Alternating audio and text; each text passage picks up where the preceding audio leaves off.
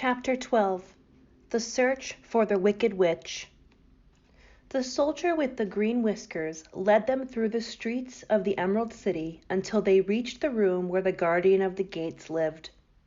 This officer unlocked their spectacles to put them back in his great box, and then he politely opened the gate for our friends. "Which roads lead to the Wicked Witch of the West?" asked Dorothy. "There is no road," answered the guardian. "No one ever wishes to go that way."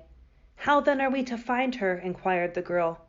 "That will be easy," replied the man, "for when she knows you are in the country of the Winkies, she will find you, and make you all her slaves."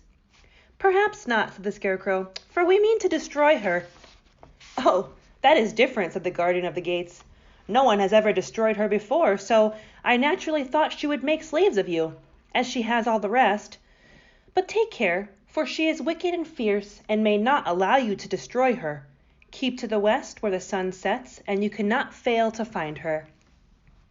They thanked him and bade him goodbye, and turned toward the west, walking over fields of soft grass dotted here and there with daisies and buttercups. Dorothy still wore the pretty silk dress she had put on in the palace, but now, to her surprise, she found it was no longer green, but pure white. The ribbon around Toto's neck had also lost its green color and was as white as Dorothy's dress.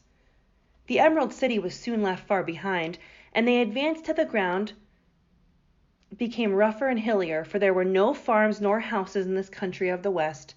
The ground was untilled. In the afternoon, the sun shone hot in their faces, for there were no trees to offer them shade, so that right before night Dorothy and Toto and the lion were tired and lay down upon the grass and fell asleep, with the woodman and the Scarecrow keeping watch. Now the Wicked Witch of the West had but one eye, yet that was as powerful as a telescope, and could see everywhere. So as she sat in the door of her castle, she happened to look around and saw Dorothy lying asleep with her friends all about her. They were a long distance off, but the Wicked Witch was angry to find them in her country, so she blew upon a silver whistle that hung around her neck. At once there came running to her from all directions a pack of great wolves. They had long legs and fierce eyes and sharp teeth. "Go to those people," said the witch, "and tear them to pieces." "Are you not going to make them your slaves?" asked the leader of the wolves. "No," she answered. "One is of tin, one is of straw, one is a girl, and another a lion. None of them is fit to work. You may tear them into very small pieces." "Very well," said the wolf, and he dashed away at full speed, followed by the others.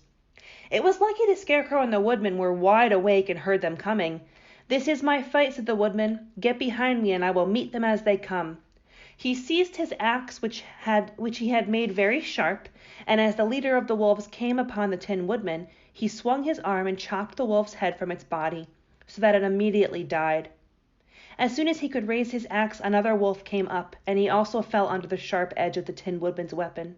There were 40 wolves, and 40 times a wolf was killed, so that at last they all lay dead in a heap before the woodman. Then he put down his axe and sat beside the Scarecrow, who said, "It was a good fight, friend." They waited until Dorothy awoke the next morning. The little girl was quite frightened when she saw the great pile of shaggy wolves, but the Tin Woodman told her everything. She thanked him for saving them and sat down to breakfast, after which they started upon another journey. Now the same morning the Wicked Witch came to the door of her castle and looked out with her one eye that could see far off. She saw all of her wolves lying dead, and the strangers still traveling through her country. This made her angrier than before. She blew her silver whistle twice. Straightway a great flock of wild crows came toward her, enough to darken the sky. The Wicked Witch said to the King Crow, "Fly at once to the strangers. Peck out their eyes and tear them to pieces." The wild crows flew in one great flock toward Dorothy and her companions. When the little girl saw them coming, she was afraid. But the Scarecrow said, "This is my battle. Lie down beside me and you will not be harmed." So they all lay on the ground except the Scarecrow, and he stood up and stretched out his arms. When the crows saw him, they were frightened, as these birds always are by scarecrows, and did not dare to come any nearer. But the King Crow said, "It is only a stuffed man. I will peck his eyes out." The King Crow flew at the Scarecrow, who caught it by the head and killed it. Then another crow flew at him, and the Scarecrow killed it as well. There were 40 crows, and 40 times the Scarecrow killed them, until at last all were lying dead beside him. Then he called to his companions to rise, and again they went upon their journey. When the Wicked Witch looked out again and saw all her crows lying in a heap, she got into a terrible rage and blew 3 times upon her silver whistle. Forthwith there was a herd of great buzzing in the air, and a swarm of black bees came flying toward her. "Go to the strangers and sting them to death," she commanded. The bees turned and flew rapidly until they came to where Dorothy and her friends were walking. The woodman had seen them coming, and the Scarecrow had decided what to do. "Take out my straw and scatter it over the little girl and the dog and the lion. The bees cannot sting them." This the woodman did, and as Dorothy lay close beside the lion and held Toto, the straw covered them entirely. The bees came and found no one but the woodman to sting, so they flew at him and broke off all their stings against the tin, without hurting the woodman at all. And as bees cannot live when their stings are broken, that was the end of the black bees. They lay scattered thick about the woodman, little heaps of fine coal. Then Dorothy and the lion got up, and the girl helped the Tin Woodman put the straw back into the Scarecrow, until he was as good as ever. So they started upon their journey once more. The Wicked Witch was so angry when she saw her black bees in little heaps, like fine coal, she stamped her foot and tore her hair and gnashed her teeth. And then she called a dozen of her slaves, who were the Winkies, and gave them sharp spears, telling them to go to the strangers and destroy them. The Winkies were not brave people, but they had to do as they were told. So they marched away until they came near to Dorothy. Then the lion gave a great roar and sprang toward them, and the poor Winkies were so frightened that they ran back as fast as they could. When they returned to the castle, the Wicked Witch beat them with a strap and sent them back to their work, after which she sat down to think what she could do next.